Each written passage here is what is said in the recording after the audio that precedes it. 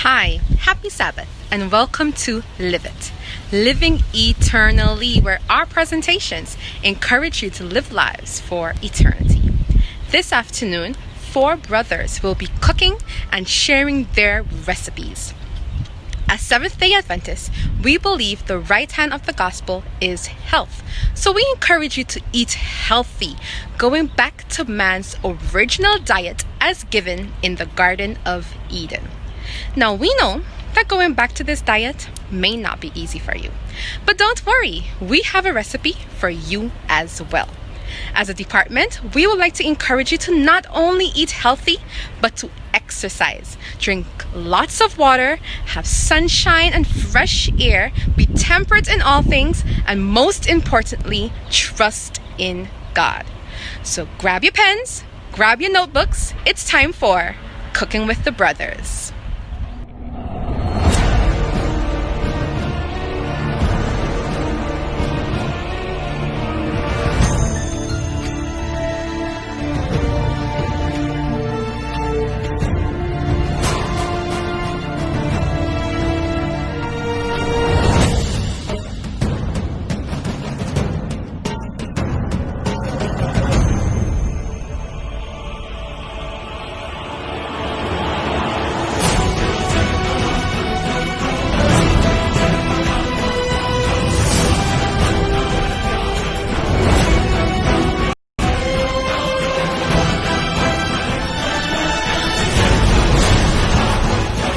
Welcome to Live It.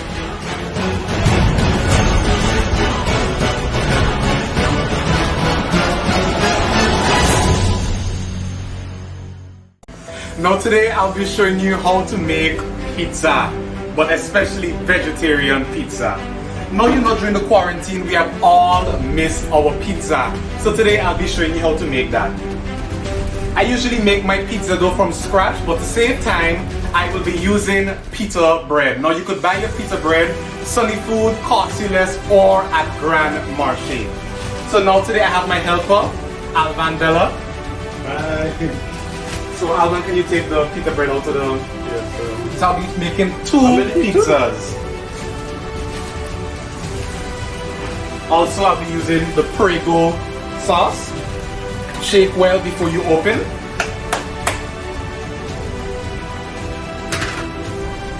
Smell like biscuit. Now it's settled, it is settled, so they get a little watery, so I would advise you to stir it up. Now you apply your tomato sauce on top of your pizza. No, making pizza is like a work of art, so please do take your time while spreading the tomato sauce.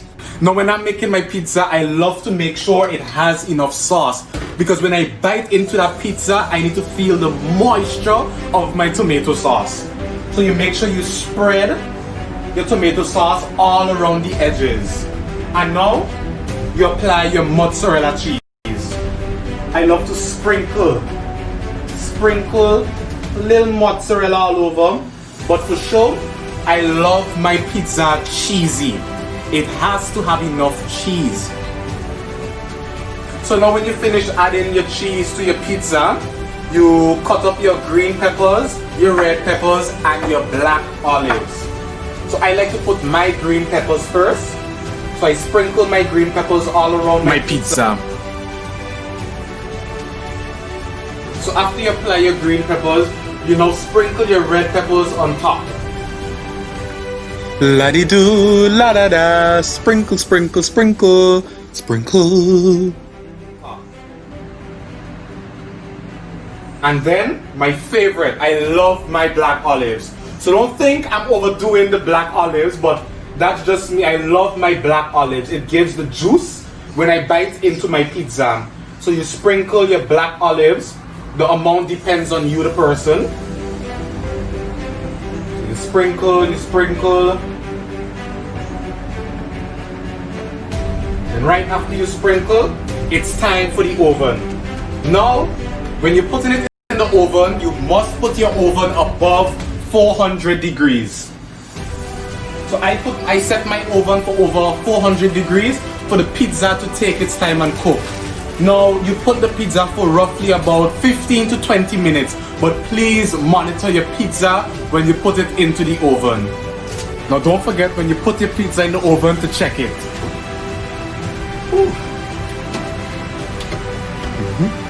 One eternity later. Well, now time is up, so carefully take your pizza out of the oven. Woo! Look at that. Look at your pizzas. At this point in time, me myself was so amazed of how good the pizza came out looking. I shocked my own self, trust me. You get your roller and you roll your pizza. It's pizza cutters. You cut it in 4 pieces.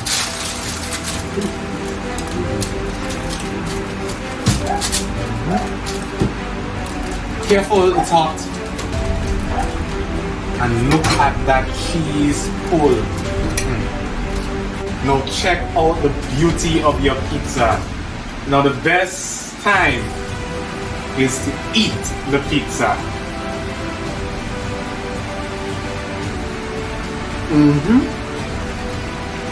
And that's how you make homemade pizza.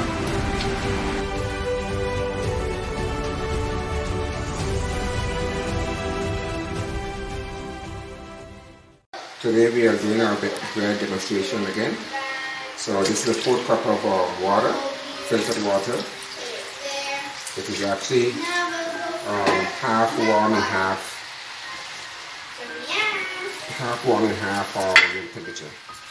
This is oats. This is whole grain oats, grounded in a food processor. So I'm chopping. This is equivalent to a full cup of that. So this is added for extra whole grain. Then I'm gonna add some salt. 3 tablespoons of sea salt, Himalaya sea salt.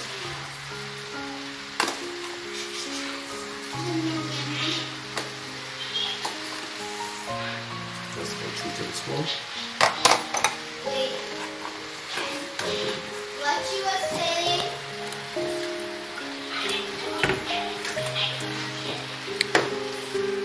Add some flour.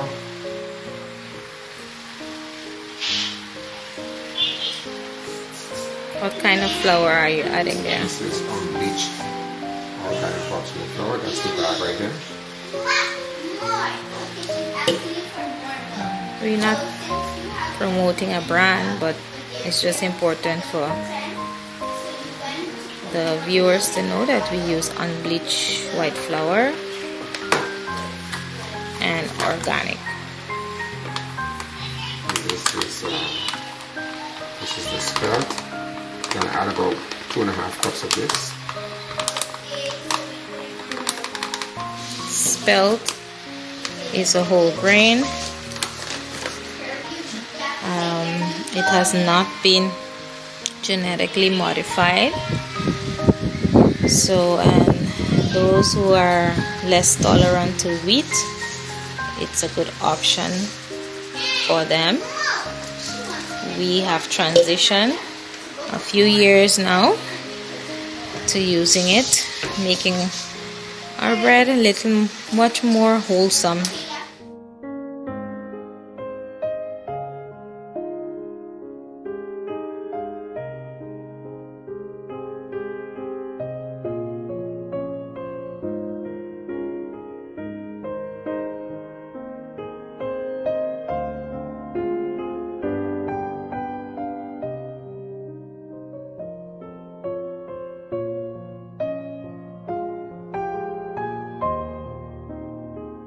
This is my yeast. This is my yeast.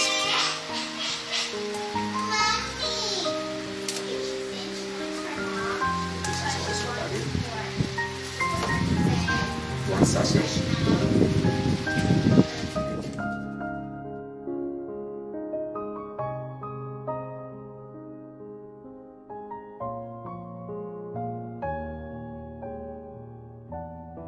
So we're gonna keep mixing this until it's firm and until it needs to go on the counter. You'll just keep adding the flour until it's too firm to stir with the spoon, and then it's going to go on the counter. We are just going to add the olive oil.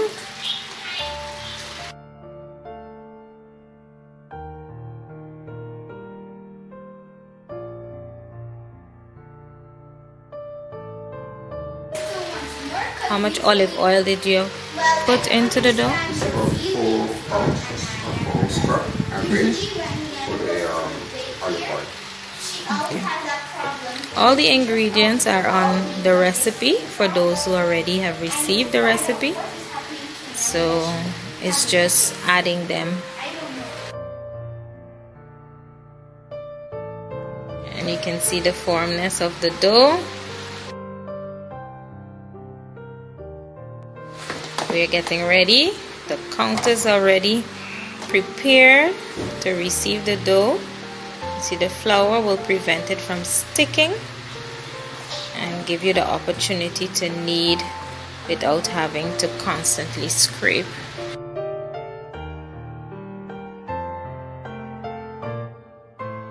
This is the texture, pouring it onto the counter.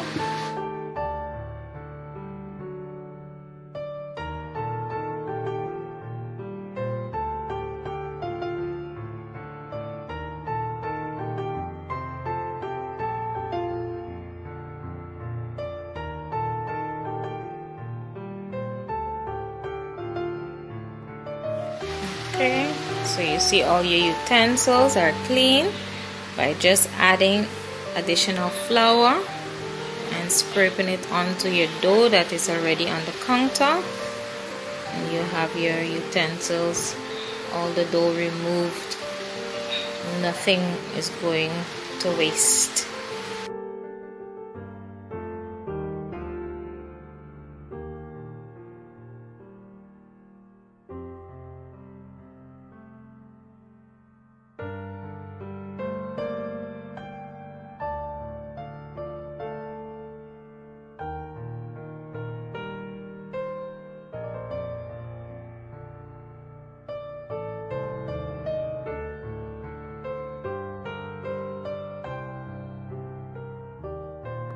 So now here we are just rolling the dough.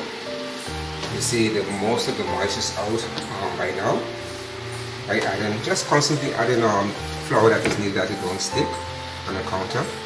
And for the residue that is stick, what I did is I used the same wooden spoon to take up some of the residue that was stuck to the counter. And that same residue you fold together and you roll it in. All of this flour belongs to the bread, and you just keep kneading the dough from different angles. Like a ball. Sometimes there will be lumps inside. You want to make sure that you get those lumps. You won't necessarily feel it, but just by kneading it, you will be able to make it soften. It's still a little sticky. You'll continue to add extra flour. Gently, not too much, just to make sure all of the stickiness is gone. One of the things you're going to look at, you're going to see it's spongy, and then you know you're doing it well. And this is also by not adding cold water. Never use cold water. You use room temperature, more on the warmer side.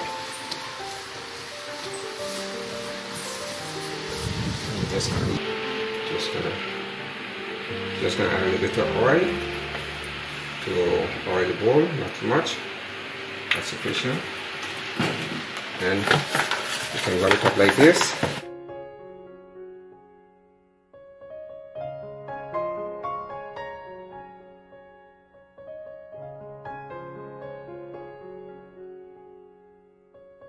Just roll this inside. Nice and soft. Just have to make sure all over get sufficient moisture from the oil. chicken, you're basically done. So I'll flatten it out now inside of the bowl. And we are done here. What I'm going to do now is add some wax paper and a kitchen cloth will go over it. This keeps the moisture in and also not prevents most of the moisture to be soaked up in the cloth, in the kitchen towel. So we add this first. And your bread, after you add in the kitchen towel, I have to go get it. The bread will raise out of this or above the bowl. And when it's raised, it'll be ready to start rolling out. Okay, we're back. Part. So.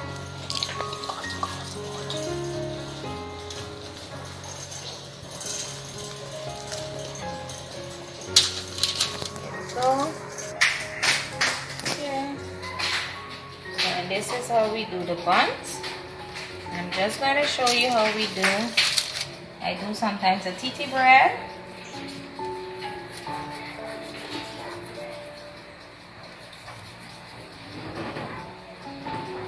This is what it would look like.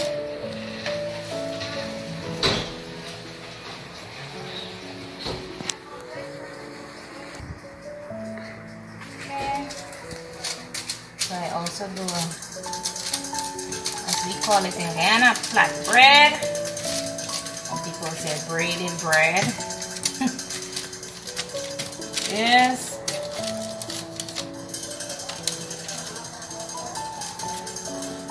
Okay. These are the different loaves we make. Just to show you how simple this is, not very difficult, Kiana is going to show you how she will flat the bread.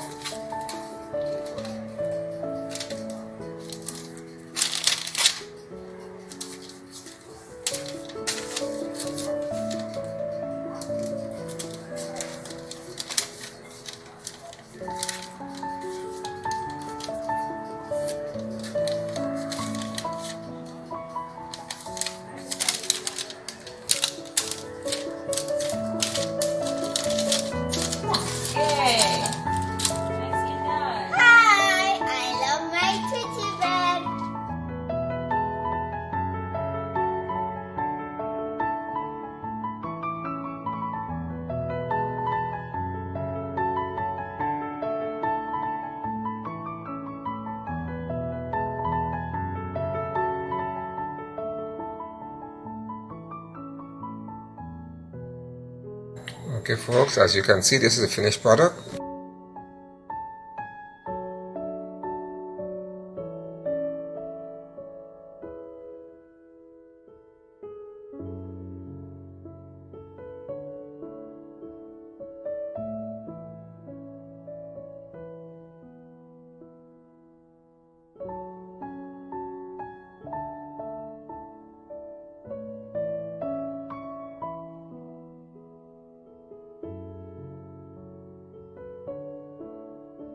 So with this, we hope that you are now able to follow the demo and make your own bread for your family.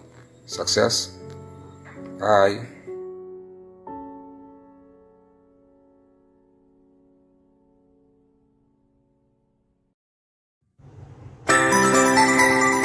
Alright guys, welcome to Cooking with the King. Alright, today we'll be making spinach cream chicken. I seasoned my chicken the night before with some salt and pepper. There's my ingredients and all that I'm using. This is the recipe guys. You can look at it. Feel free to pause the video. Alright, now I'm gonna get started by putting my chicken in my frying pan. And about medium heat, I'm gonna fry my chicken about 4 minutes on each side to get that nice golden brown color. And it should look like this once it's done. Alright. So now I'm going to set those two pieces aside and I'm going to finish cooking the rest of the chicken. And there we have it guys.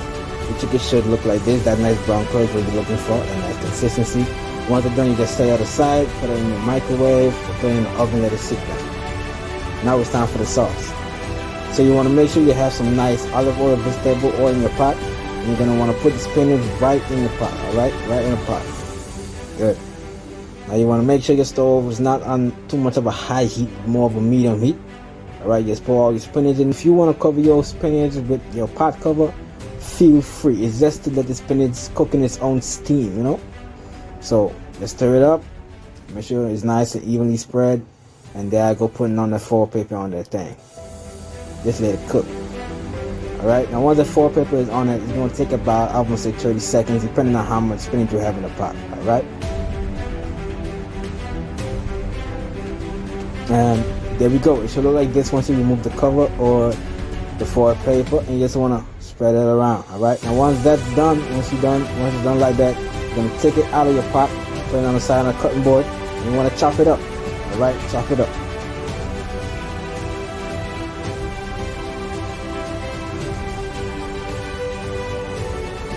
And once you're done chopping it, set that aside.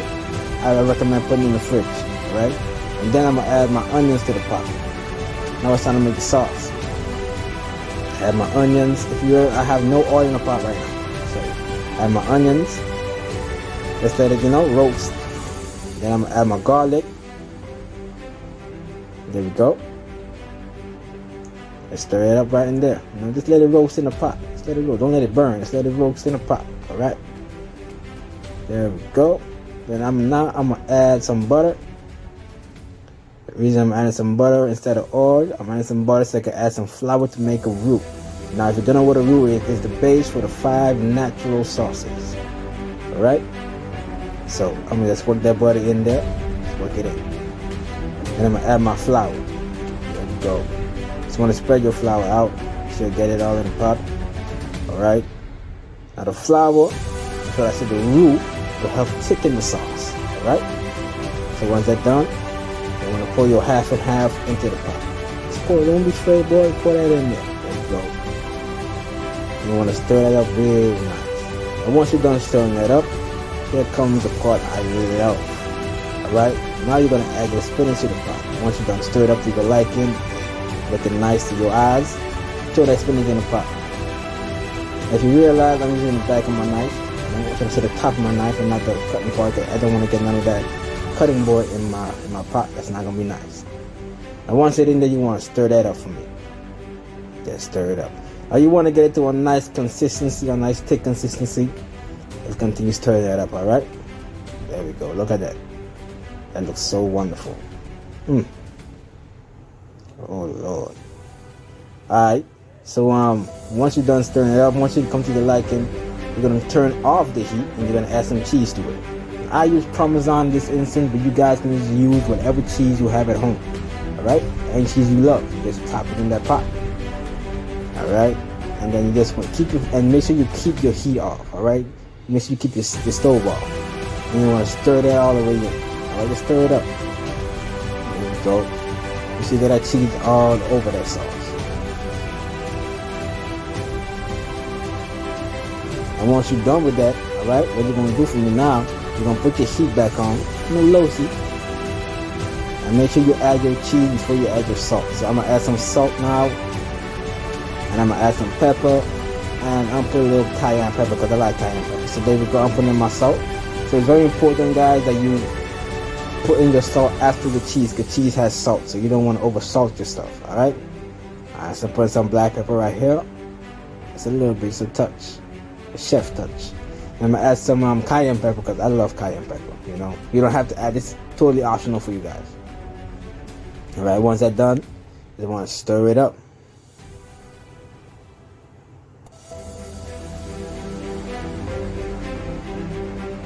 Stir up to a nice consistency, guys. Nice consistency, nice thick consistency. With my season, mixing up each other. Now this is the best part. You add your chicken to the sauce. Alright? You add your chicken to the sauce. Now when you add your chicken in the pot, make sure it's nice and covered by all the sauce. Make sure it's nice and all up in there. Right? Because now your chickens are going to sit in this pot for about 10 minutes. Alright? For about 10 to 12 minutes. You're going to keep your chicken here soaking and It's gonna have all that sauce. Yeah, like I start covering it up. And once then you put a cover on your pot and let it sit there for 10 minutes. And when it's done, boom. Look at that. Get a wonderful dish for you and your family to eat. You know, fellas, if you want to take your lady out to eat, we have this nice, wonderful place here you guys can enjoy at home. I got some sparkling wine right there, apple cider, you know. And there you go, guys. Hey everybody, greetings from Colombia. I'm happy to be participating in Cooking with Brothers. Today we're gonna be cooking cinnamon rolls. You know, in the lockdown, the whole pandemic situation. You know, some people might feel down and so, and something sweet, you know, something that fills the house of a sweet scent. You know, something that could just boost morale. So I just want to cook you know, cinnamon rolls. So to go from right to left, to tell you a little bit about the ingredients that I'm going to use. Again, this can be these ingredients can be somewhat interchangeable if you don't want to use a specific type of milk, for example, or butter. You know, so it's just throwing that out there. To begin, we have all-purpose flour. This is one of the main, basically the main ingredient for what we're doing. Then we have whole milk. This could be changed to 2% milk, milk without lactose, almond milks. You know, they all depends on your preference. We have white granulated sugar, salt. This is baking powder. We got yeast, dry activated yeast. We have unsalted butter. Can't emphasize this much more because sometimes the salt will take away from the taste, you know, or add a different taste. So unsalted butter is the right way to go. Obviously, we have the grounded cinnamon. We have light brown sugar, light brown, cream cheese, vanilla extract, and finally powdered sugar. Alright guys, now we're in the kitchen. We're about to start the making of the dough. First thing we're going to do is we're going to put milk in a bowl. It needs to be warm milk. So like when you touch it, you put your finger in it, it's supposed to feel like about your body temperature. So like you're not supposed to really feel like anything. So we're gonna start by doing that.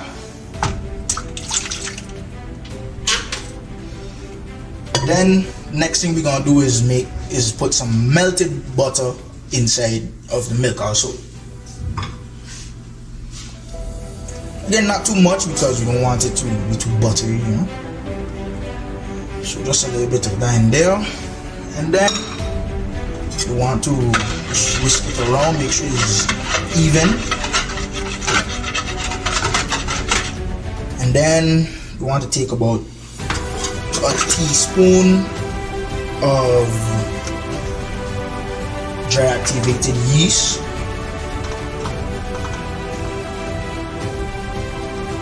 so about a flat teaspoon. And you don't want to use too much because you don't want it to rise too much and be too yeasty. And then to make sure all of the yeast particles are well hydrated, you just want to stir it around a little bit, make sure they are all hydrated and mixed in evenly, and then let it sit for a while, let the yeast start to activate itself.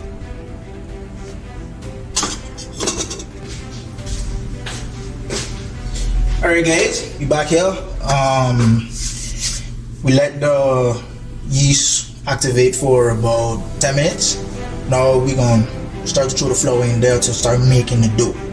So as we go throwing in, we want to go whisking to make sure that it mixes up evenly and avoid lumps.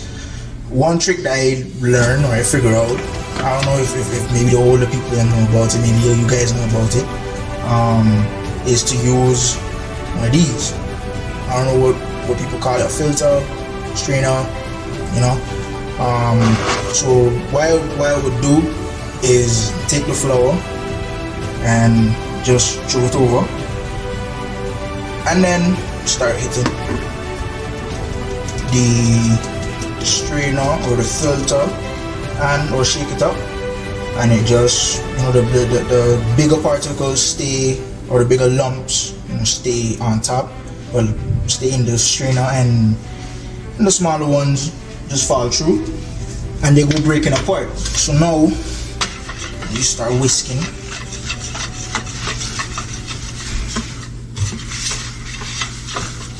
I will throw in another cup. I'm using 2 cups of this. Maybe I want to throw in a little bit more of milk. Maybe not.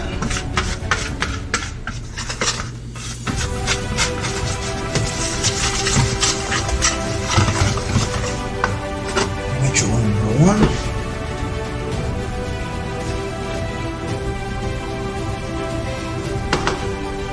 I didn't use the strainer there because I've done already start whisking and that'll take a little bit too much time.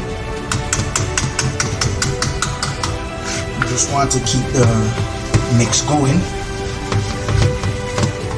It might seem a little dry, but we have plenty of moisture in it still.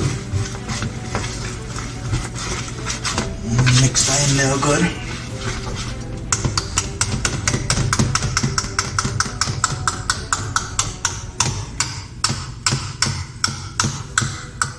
This tends to happen a lot, but from here what we want to do is just make sure that dough rises, you know. So we're gonna give it an hour, 1 whole hour, 60 minutes for it to rise. It should rise about more or less half the size, so it'll actually, you know, be a lot. So from here on we're gonna let it just rise for an hour and we'll get back to it. In the meantime, while the dough is rising, a tip: if the dough isn't, and this shouldn't really be a problem in St. Martin, but anybody else that's seen from anywhere that's cold, or it's raining or something like that, if you move the dough to a warmer place like your oven, it should, you know, rise a bit faster. You should actually see more growth. Also, I think I've been saying teaspoon, but I've been using a tablespoon, right? So if you use 2 teaspoons, I think it equates to like 1 tablespoon. So it's about the same thing, you know. I just want to correct that. In order to make the cinnamon easy to spread about and make it like a give it like a enriched, you know, texture, and so we're going to be using some softened, and I can't emphasize that enough, the softened butter. It needs to be really soft. If you're in a warmer place, you know, you just leave it out 30 minutes, 20 minutes until it gets soft. You know, you can like feel in the packet that it's soft. And yeah, you just want to make sure that it's soft so it doesn't like stay too sticky for the filling, right? So here we have some softened butter, and we're gonna use about half of what I have here. It depends on how much cinnamon rolls you're making, how enriched you want your cinnamon rolls to be. It goes into you know, each chef or each cook uses their own discretion. We're gonna be using about half because we would like to have a nice enriched dough filling. Sorry. So we're just gonna take that and throw that in there, and we'll take about 2 teaspoons, the smaller 1 teaspoons of cinnamon. All right. So I'll use a fork to get in between for the butter.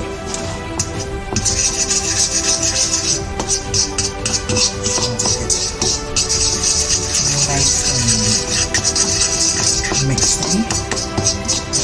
Now it's time to put in the next cup of flour. The dough has risen already. We're gonna put in our next cup of flour and baking powder. So we're gonna put in about a teaspoon of baking powder.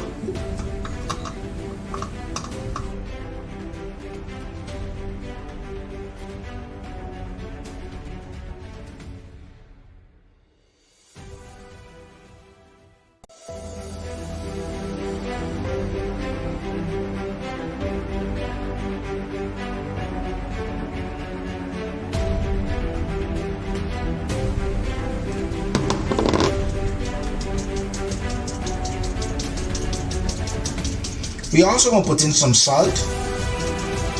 The salt not going to take away much from the dough, just like a little extra flavoring in there. Salt. We add about a teaspoon of salt.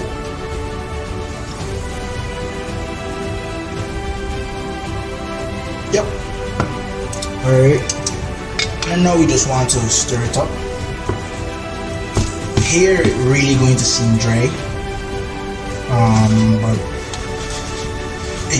but it really has a lot of it really does have a lot of moisture in it still, even though it seems dry.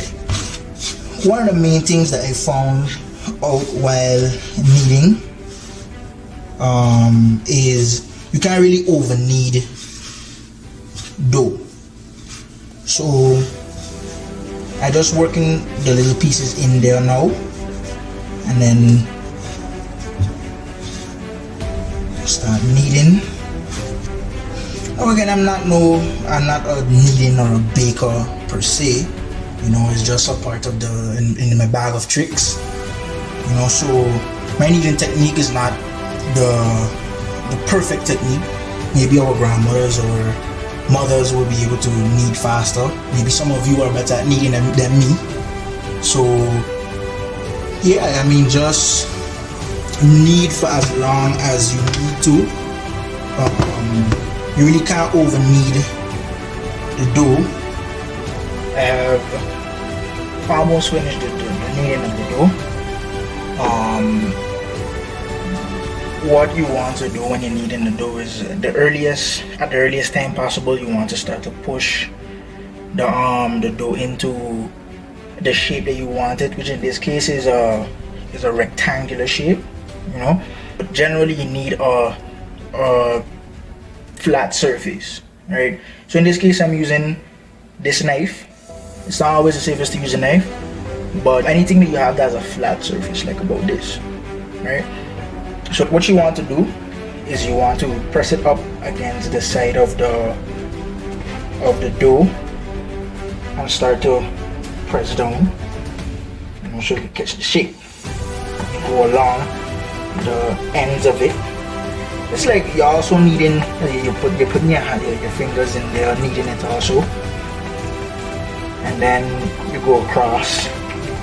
You get some more, so that it spreads it. Go spreading it across. Yeah? You can finally just press it down. So you just across.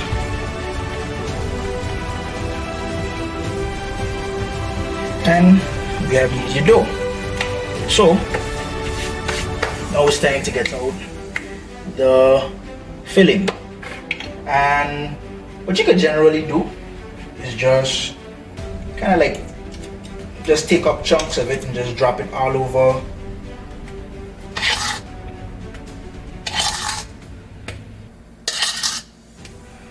And then once you have plopped them down, you could just start spreading them across. And it doesn't need to be a thick layer. So now it's time to roll the. So that's what we're gonna do. Start off small, get into rolls as much as possible. We'll just stick in here.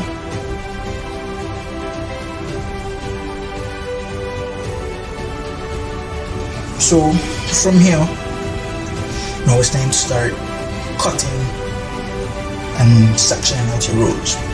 So normally we try to cut as thin as possible.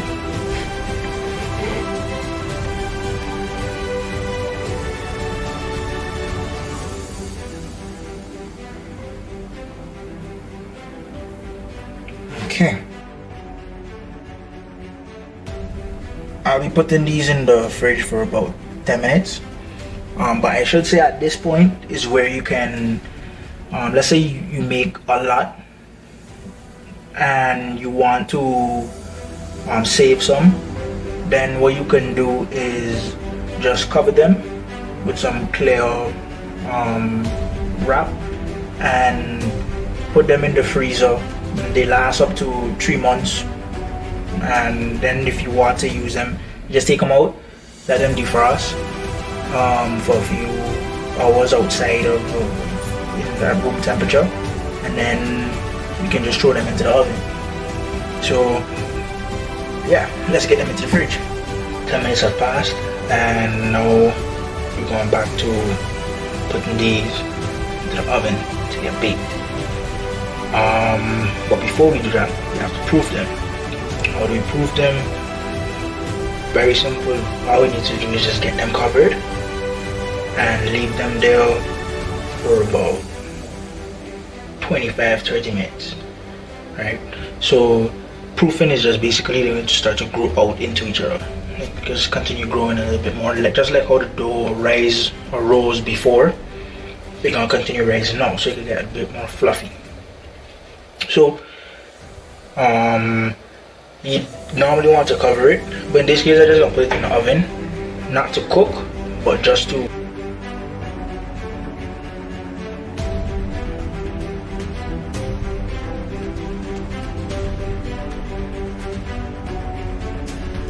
here we are now to make the frosting.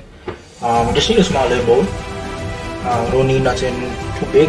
You don't want to, it depends on how much frosting you want to make, obviously.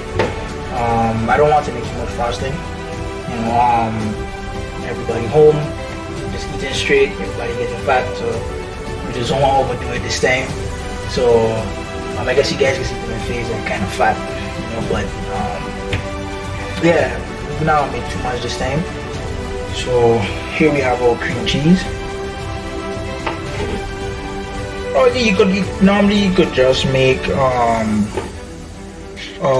simple powdered sugar water mixture, and that would be good enough, you know.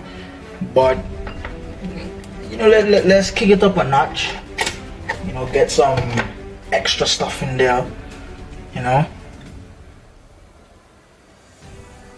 It's always good to have some extra flavor. And so we're going to put some melted butter in there. So about that should be okay. Not too much milk. Then it depends on how much you want to make. Again, it just depends on the mixture that you would like to make. And then now finally, the powdered sugar.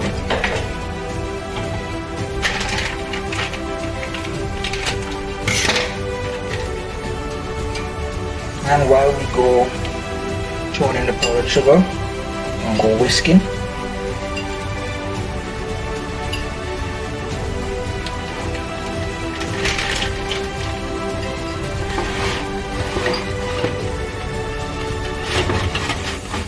And there you go.